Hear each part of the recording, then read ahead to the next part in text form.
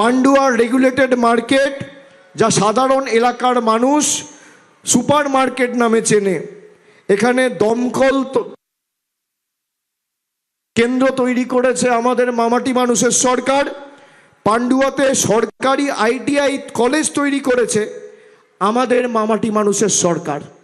এবার আমার কাছে তথ্য রয়েছে, এখানে মায়েরা আছেন, পান্ডুয়ায় কতজন বাংলার বাড়ি পেয়েছেন, কতজন লক্ষ্মীর ভাণ্ডার পাচ্ছেন, কতজন কৃষক বন্ধু পাচ্ছেন, কত রাস্তা হয়েছে, কতজন স্বাস্থ্যসাথী পাচ্ছেন, কতজন রূপশ্রী কন্যাশ্রী পেয়েছেন, তার বিস্তারিত তালিকা আমার কাছে আছে। যারা ডবল ইঞ্জিন সরকারের কথা বলে, এই হুগলিতে 5 বছর বিজেপির সাংসদ ছিল, বিজেপির বিধায়ক ছিল কয়েকটা বিধানসভায়, তারা ডবল ইঞ্জিন সরকারের স্বাদ পেয়েছে। একটা বাড়তি 10 পয়সার প্রকল্প দিল্লি থেকে 5 বছরে বিজেপির তৎকালীন সাংসদ লকেট চট্টোপাধ্যায় আনেনি। আমি কুর্নিশ জানাই, স্যালুট জানাই এই মাটিকে।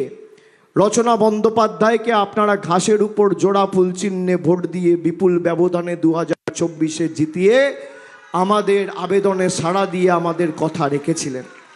আজকে আপনারা যে কৃতজ্ঞতার ঋণে আমাকে আবদ্ধ করলেন, আমি পান্ডুয়ার মাটির কাছে ঋণী। যতদিন বাঁচব ততদিন এই মাটির কাছে ঋণী থাকব।